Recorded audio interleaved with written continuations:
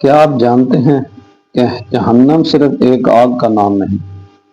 کیا آپ نے کبھی سوچا کہ قرآن مجید میں کبھی جہنم، کبھی لظا، کبھی سقر، کبھی جہنم اور کبھی حاویہ کا ذکر کیوں آتا ہے؟ کیا ہر گنہگار کا انجام ایک جیسا ہوگا یا ہر جرم کے مطابق عذاب بھی مختلف ہوگا؟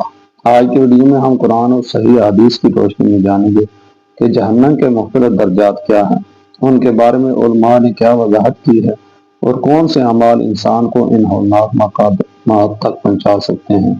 اس ویڈیو کو آخر تک ضرور دیکھیں کیونکہ ممکن ہے آج کی یہ گفتگو ہماری زندگی بدل دے۔ جہنم کیا ہے؟ اللہ تعالیٰ نے جنت کو اپنے فرمانبردار بندوں کے لیے پیدا فرمایا، جبکہ جہنم ان لوگوں کے لیے تیار کی گئی جنہوں نے اللہ کی نافرمانی، ظلم، تکبر اور کفر کو اختیار کیا۔ قرآن مجید میں اللہ تعالیٰ فرماتا ہے کہ اور اس آگ سے ڈرو جو کافروں کے لیے تیار کی گئی ہے۔ یہ آیت ہمیں بتاتی ہے کہ جہنم کوئی خیالی چیز نہیں بلکہ ایک حقیقی حقیقت ہے۔ قرآن کریم سے معلوم ہوتا ہے کہ لوگوں کے اعمال ایک جیسے نہیں، اس لیے ان کا عذاب بھی ایک جیسا نہیں ہوگا۔ اللہ تعالیٰ فرماتا ہے کہ ہر شخص کے لیے اس کے اعمال کے مطابق درجے ہیں۔ علماء نے وضاحت کی ہے کہ جیسے جنت میں مختلف درجات ہیں، اسی طرح جہنم میں بھی عذاب کی شدت کے مختلف درجے ہوں گے۔ جس نے جتنا بڑا جرم کیا ہوگا اس کا حساب بھی اسی کے مطابق ہوگا۔ قرآن مجید میں اللہ تعالیٰ فرماتا ہے جہنم کے 7 دروازے ہیں، ہر دروازہ ایک مخصوص گروہ کے لیے مقرر ہے۔ اس آیت سے معلوم ہوتا ہے کہ جہنم کے مختلف حصے اور مختلف طبقات ہیں۔ بعض مفسرین نے ان دروازوں کو جہنم کے مختلف درجات سے تعبیر کیا ہے، اگرچہ ان کی مکمل تفصیل قرآن و حدیث میں واضح طور پر بیان نہیں کی گئی، اس لیے ہمیں انہی باتوں پر اکتفا کرنا چاہیے جو معتبر دلائل سے ثابت ہیں۔ جہنم کے مشہور درجات کے نام۔ اسلامی تفاسیر میں جہنم کے جن ناموں کا ذکر ملتا ہے ان میں یہ شامل ہے: جہنم، لظہ، حطمہ، سعیر، سقر، جحیم، حاویہ۔ یہ تمام نام قرآن مجید میں مختلف مقامات پر آئے ہیں۔ بعض علماء نے انہیں جہنم کے مختلف درجات قرار دیا ہے، جبکہ بعض نے انہیں جہنم کی مختلف صفات اور کیفیتیں بتایا ہے۔ اس لیے قطعی بات وہی ہے جو قرآن و سنت سے ثابت ہو، جبکہ تفسیری آراء کو رائے ہی سمجھا جائے۔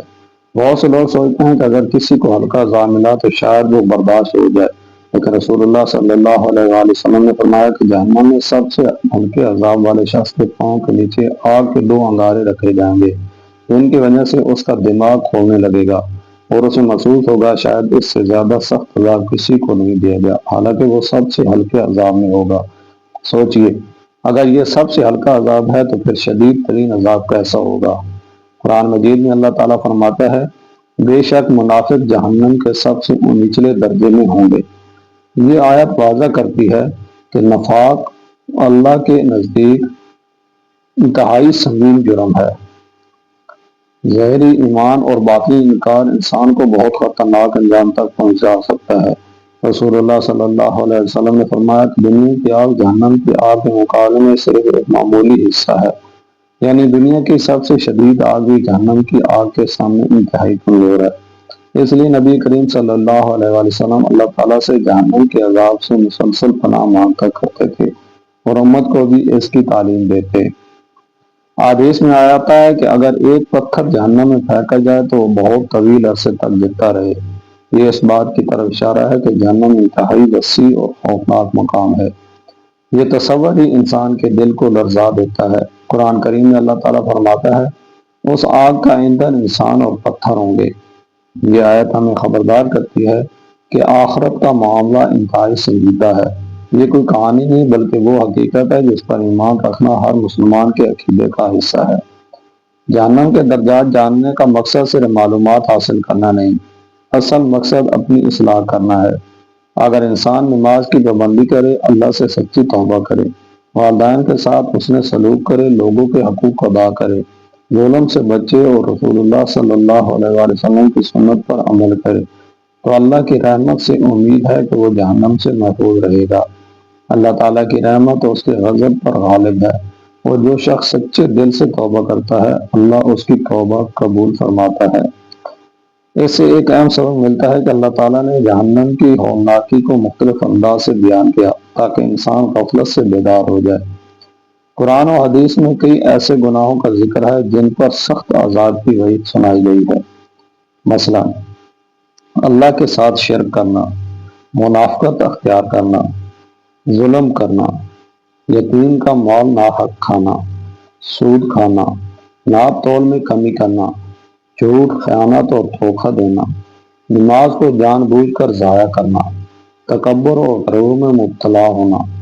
یہ گناہ انسان کو اللہ کی ناراضی کے قریب لے جاتے ہیں، اس لیے ہر مسلمان کو ان سے بچنے کی کوشش کرنی چاہیے۔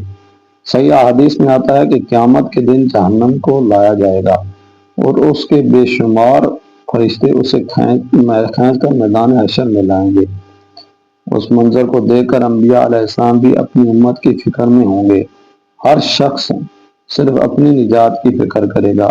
یہ وہ دن ہوگا جب دنیا کی طاقت، دولت، شہرت اور منصب کسی کام نہیں آئیں گے، بلکہ صرف ایمان اور نیک اعمال فائدہ دیں گے۔ قرآن کریم میں بتایا گیا ہے کہ جہنم والوں کو زقوم کا درخت کھانے کو دیا جائے گا جو نہایت تکلیف دہ ہوگا۔